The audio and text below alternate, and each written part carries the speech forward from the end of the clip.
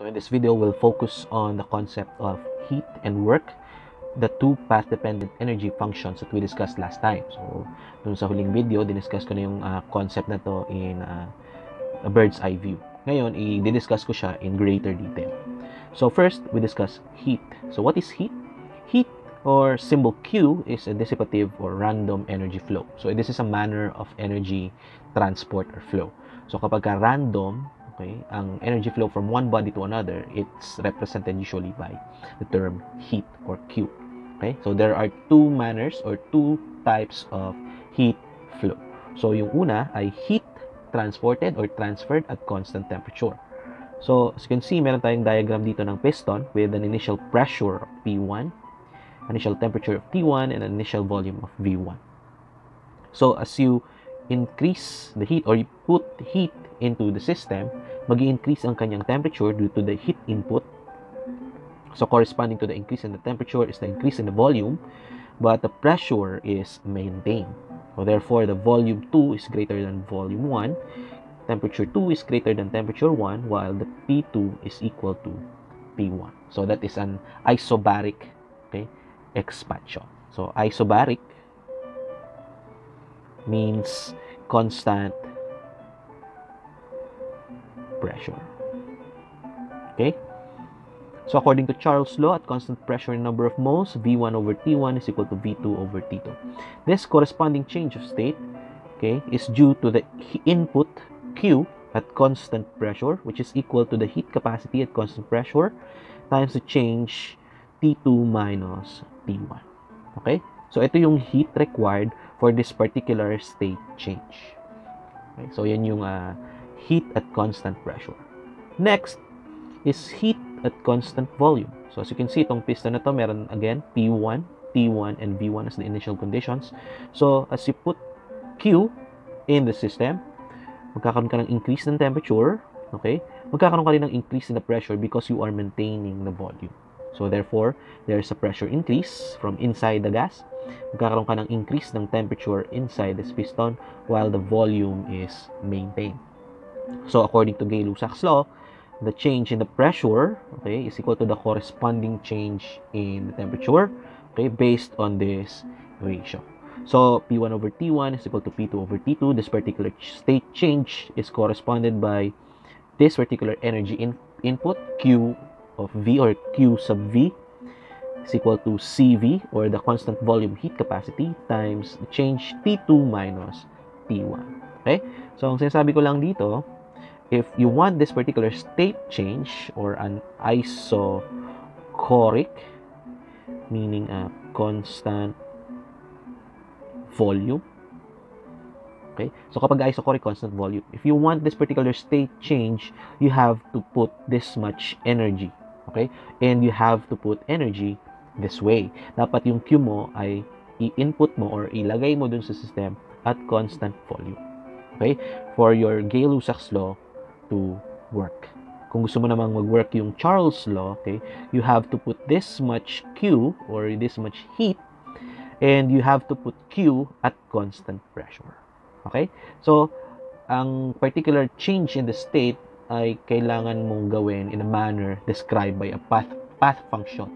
Okay? Yung path function kasi yung nagsasabi sa iyo kung paano mo i-input yung energy dun sa system para magka-correspond ka sa isang particular change. Okay? Those particular changes are described by your state functions. Okay? So let's go to work. So work naman, or W, is denoted by a directed energy flow. As we have discussed dun sa huling video, work is force times distance or pressure times volume. Okay? So first, a note, a rule of thumb, delta P first before delta V. So, this delta P then delta V is easier to perform than delta V then delta P. Okay? So, kasi halimbawa, pagka nag-i-inflate ka ng tires, you can only control the pressure. Okay? Hindi mo po pwedeng i-expand muna yung volume bago ka maglagay ng gas. Hindi natin yun usually ginagawa. We control the volume by controlling the pressure. Okay? Ang una nating ginagawa ay binabago natin yung pressure, tapos yung system na yung mag-a-adjust ng volume if we allow them to. Okay? So, yun yung ating usual na ginagawa sa everyday life, okay, sa pang-araw-araw. We don't change the volume before changing the pressure. We change the pressure first before changing the volume. Okay? So that is at least for PV processes in gases. So kapag ka work processes in gases, ganun ang ating manner of work. Okay? Pressure first, then volume. Okay? So there are two types of work. Number one is expansion work. So kapag ka expansion work, mag-i-increase yung volume ng system at magde-decrease yung kanyang pressure. So as you can see here from P1 V1, okay? So ang pressure niya ay mataas at ang volume niya ay mababa. The path is papunta dun sa P2 V2. So kapag P2 mababa na yung pressure, mas mataas na yung volume. So this is an expansion process. Okay? So if you do an expansion in one step, so ang gagawin mo, yung P1 gagawin mo munang P2, so this becomes P2 V1, okay? So from B1 gagawin mo naman yung volume expansion from V1 to V2. So inuna ko muna yung change ng pressure bago yung change ng volume. Okay? So the work done or the integral of PdV, this is P, okay? And this is the dV.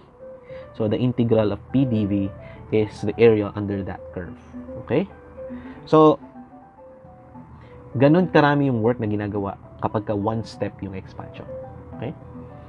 So next, kapag ka in-increase natin yung number of steps, for example, we went from P1 to P1.5 muna. So magkakaroon ka ng P1.5 V1. Okay? Tapos magkakaroon ka naman ng expansion from V1 to V1.5. So magkakaroon ng P1.5 V1.5. Okay? Tsaka mo gagawin yung second step wherein i-convert mo yung P1.5 to P2. Okay? So magiging P2 V1.5. Then i-convert mo ngayon or i-expand mo ngayon yung volume, okay, from V1.5 to V2. So magiging P2 V2. Okay? So the PV process was done twice. So first step, yung unang PV, then the second step is again PV. So mapapansin nyo, yung work done or the area under the line or this box, okay, na created due to the two steps ay mas marami siyang na-occupy kaysa dito sa una kapag one step lang. Okay? So mas maraming work yung required kapag two step yung expansion. Paano naman kapag 4 steps? So kapag 4 steps, again, magkakaroon ka ng mga intermediate steps before P2 V2, okay? So mas papansin nyo, mas malaki yung work done kaysa kapag 2 steps lang yung process. So kapag 4 steps, mas maliliit yung increments ng volume kaysa sa 2 steps, again, kaysa 1 step. So since mas maliliit, okay, mas malaki yung na-occupy na work dito sa diagram. So mas marami yung work required kapag mas marami yung expansion steps. Paano naman kapag infinite steps? Okay? So na-discuss na natin to last time, the reversible expansion. So kapag reversible expansion, infinite yung steps, practically infinite yung steps niya. Okay? Kapag ganyan karami yung steps, okay, mapapansin nyo, hindi nyo na nakikita yung stairs na parang dito apparent. Okay? So kapag ganyan, the work is at the maximum. Okay? So maximum yung work kapag yung expansion nyo ay reversible. So ano ibig sabihin pag reversible? Maliliit ang mga, sobrang liit ng mga increments ng volume. This is dV. So dV is an infinitesimal. Okay? So kapag infinitesimal, the steps are so small that it is barely noticeable. Kaya na-maintain mo yung mechanical equilibrium sa system and sa surroundings. Okay? So that is the difference between this particular stepwise expansion and the reversible expansion. So kapag reversible expansion, okay, reversible expansion, maximum work required. Okay? So kapag reversible expansion, kapag infinite ang steps, maximum yung work required from P1 V1 to P2 V2. Hindi tulad kapag ka stepwise. Okay? So, napansin nyo naman yung trend. As you increase the number of steps, dumadaming work required. So, kapag infinite yung steps, that is the maximum work required. Okay? So, the next type of work is compression work. So, kapag compression work, again, uunahin pa rin natin yung pressure change before the volume change. So, ang change niya is from P2V2, okay, to P1V1. So, from P2V2, i-increase muna natin yung pressure so that increase in pressure will result in the change or the decrease in the volume of your system. Okay? So, the area under that square, okay, the area of the square here is the work. Okay? So, papansin nyo, maximum yung work done kapag ka isang step lang yung compression. Okay? So, as you increase the number of compression steps, so ito kapag ganito yung compression steps, first compression step and then second compression step. So, dalawa yung compression steps dito. Mas maliit yung work required kaysa dito sa nauna. Dito naman, meron tayong 4 compression steps. So, 1, 2, 3, 4. So, kapag 4 compression steps, mas maliit yung work required. What if infinite yung compression steps? So, if infinite yung compression steps, this is called a reversible compression. Again, infinitesimal. Okay? Yung change ng iyong volume.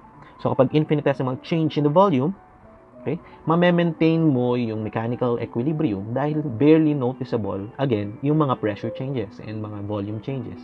So, maintain ang mechanical equilibrium, okay, the process is considered reversible. So, kapag naman compression,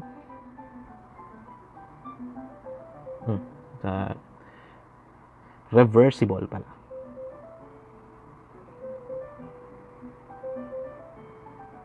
Okay? Minimum work. Okay?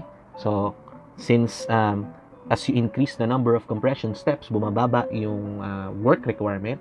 Kapag infinite naman yung steps, okay, minimum yung work requirement.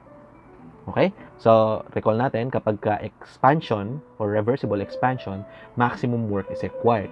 And increasing the number of expansion steps increases the work required, while for compression, increasing the compression steps decreases the work required. And for reversible compression, the reversible compression work is at minimum.